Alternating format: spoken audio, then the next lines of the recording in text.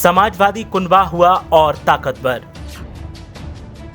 NSUI के कद्दावर नेता ने थामा सपा का दामन। अखिलेश यादव ने किया पार्टी में नेता का स्वागत। मौके पर कई अहम मुद्दों पर अखिलेश यादव ने तोड़ी चुप्पी। अखिलेश यादव ने कालाबाजारी का किया पर्दाफाश। बीजेपी के काले कारनामों का काला चिट्ठा भी खोला। स्वास्थ्य सेवाओं के आपातकाल पर साधा निशाना। 2022 विधानसभा चुनावों से पहले समाजवादी पार्टी की लोकप्रियता में इजाफा हो रहा है, जिसका असर ये है कि तमाम दलों और संगठनों के नेता सपा के साथ आकर सियासी सफर आगे तय करना चाहते हैं और पार्टी को मजबूती दे रहे हैं। 2022 विधानसभा चुनावों से पहले सपा के साथ बीएसपी, कांग्रेस और बीजेपी के भी नेता आ रहे हैं और अखिलेश यादव को सीएम बनाने का दावा कर रहे हैं। एक बार फिर एक कद्दावर नेता ने अखिलेश यादव की मौजूदगी में सपा का दामन थामा और सपा को जिताने का दावा किया। सपा के साथ आए भारतीय राष्ट्रीय छात्र संगठन के राष्ट्रीय कोऑर्डिनेटर जियाउल हक ने जहां मौजूदा सरकार की एक के बाद एक मुद्दे पर पोल खोली, तो वहीं 2022 में अखिलेश यादव को सीएम बनाने का दावा किया और इसी संकल्प के साथ सपा को ज्वाइन किया।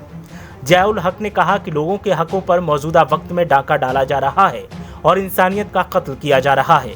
ऐसे में अब जरूरी है कि एक ऐसा मोर्चा सामने आए जो इंसान और इंसानियत का काम करे। जियाउल हक ने कहा कि सपा इकलौता ऐसा दल है जो बीजेपी को टक्कर देने का मादा रखता है और सपा के सहारे बीजेपी को हराने का काम हम करेंगे। इस मौके पर सपा प्रमुख अखिलेश यादव ने कहा कि बीजेपी की उपेक्षा के कारण उत्तर प्रदेश में स्वास्थ्य सेवाएं बदहाल हो गई हैं। प्राइवेट अस्पतालों की मनमानी पर कोई नियंत्रण नहीं है। दवाओं, इंजेक्शन और कालाबाजारी बेरोक टोक जारी है। कोरोना कर्फ्यू और ऑक्सीजन की किल्लत ने लोगों की कमर तोड़ कर रख दी है। बीजेपी दो तरफा बातें और चालें चलती है। अखिलेश यादव ने कहा कि एक तरफ सरकार कहती है कि कोरोना का इलाज फ्री है, वहीं दूसरी ओर सरकारी बैंक कोरोना के इलाज के लिए 8.5% की ब्याज दर से लोन दे रहे हैं।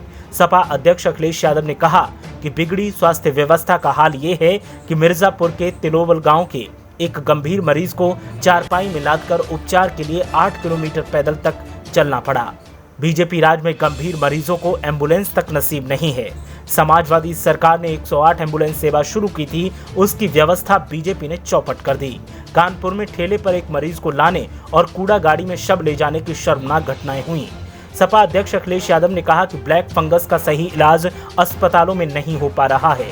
दवाओं, इंजेक्शन का अकाल है, लेकिन मुख्यमंत्री दिल्ली में अपने शीर्ष नेतृत्व से भेंट वार्ता में व्यस्त हैं।